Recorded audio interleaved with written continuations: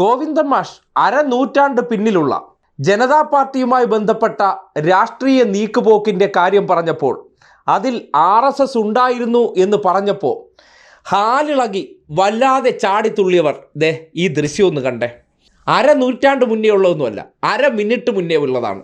തലസ്ഥാന നഗരത്തിലെ ആ സംയുക്ത സമരം ഒന്ന് കണ്ടേ. ആരൊക്കെയാണ് സമരപ്പന്തലിൽ ഒരുമിച്ചിരിക്കുന്നതെന്ന്. SUCI ആശയുടെ സമരമാണ്. ആ സമരത്തിനെ സതീശൻ സ്പോൺസർ ചെയ്തതാണ്. ആ സമരത്തിന് പിന്തുണ പ്രഖ്യാപിച്ചുകൊണ്ട് നേരത്തെ കേന്ദ്ര സഹവാഴ സുരേഷ് ഗോപി അവിടെ വന്ന് തേച്ചിട്ട് പോയി.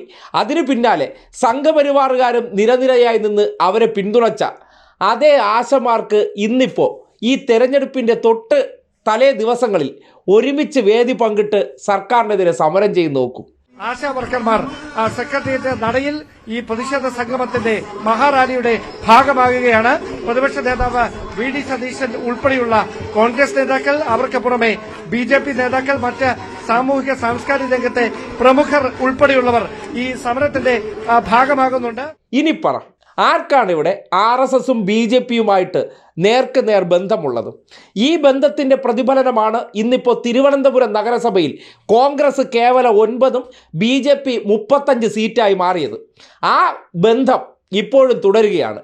എങ്ങനെയും അധികാരത്തിലെത്താൻ സതീശന് സംഘപരിവാറുകാർ വേണം, SUCIക്കാർ വേണം, ജമാഅത്ത് ഇസ്ലാമി വേണം, SDPI വേണം.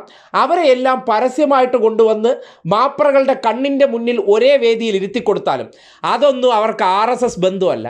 അത് സർക്കാരിനെതിരെയുള്ള സംയുക്ത പോരാട്ടമാണത്രേ. അതായത് സർക്കാരിനെതിരെയുള്ള പോരാട്ടത്തിന് BJP നേതാക്കന്മാരെ വിളിച്ചിരുത്തി ഒരേ വേദിയിലിരുന്ന് ഒറ്റ മനസ്സാലെ ഇവർക്ക് സമരം ചെയ്യാം.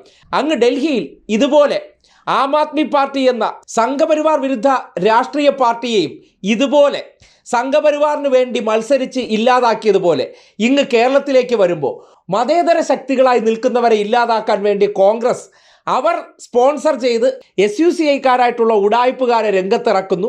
അതിനുശേഷം അവരെ സപ്പോർട്ട് ചെയ്തുകൊണ്ടും സതീശനെ സപ്പോർട്ട് ചെയ്തുകൊണ്ടും BJPക്കാരും സംഘപരിവാറുകാരും ഒരു വേദിയിൽ വന്നിരുന്ന് ഒരുപോലെ സമരം ചെയ്താൽ അത് കേരളത്തിലെ മാപ്രകൾക്ക് വിവാദമല്ല, ചർച്ചയല്ല.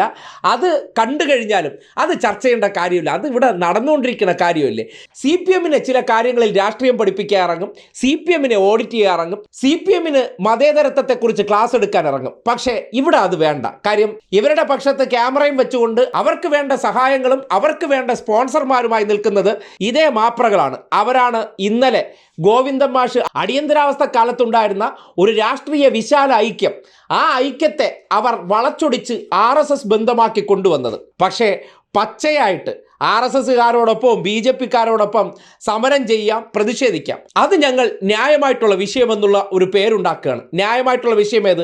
തൊട്ടടുത്തിരിക്കുന്ന കേന്ദ്ര സർക്കാരിൻ്റെ പ്രതിനിധികളായിട്ടുള്ള BJPക്കാരുടെ പദ്ധതിയുടെ ഭാഗമായിട്ടുള്ള ആശാ വർക്കർമാർ, അവർക്ക് വേതനം വർദ്ധിപ്പിക്കേണ്ട ഉത്തരവാദിത്തമുള്ളത് കേന്ദ്ര സർക്കാരിന്.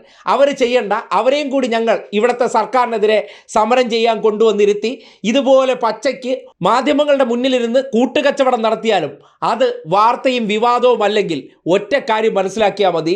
ഈ പറയുന്ന കൃത്രിമ വിവാദങ്ങൾ സൃഷ്ടിച്ചു കൊണ്ടുവരുന്നതിന് ഒറ്റ കാരണമേ ഉള്ളൂ. കേരളത്തിലെ മാധ്യമ സ്ഥാപനങ്ങൾക്കകത്തിരിക്കുന്ന സംഘപരിവാറുകാരുടെയും ജമാഅത്ത് ഇസ്ലാമിക്കാരുടെയും കോൺഗ്രസ്സുകാരുടെയും എല്ലാം ചില താല്പര്യങ്ങളാണ്, അവരുടെ രാഷ്ട്രീയ നിഗൂഢതയാണ് ഇടതുപക്ഷവുമായി ബന്ധപ്പെട്ട് അത്തരം വിവാദങ്ങളെന്ന് നിസ്സംശയം പറയാൻ പറ്റിയ കാഴ്ചയാണ് നിങ്ങളുടെ കൺമുന്നിൽ ഇപ്പോൾ തലസ്ഥാനത്തെ സെക്രട്ടേറിയറ്റിന് മുന്നിൽ നിന്ന് വരുന്നത്.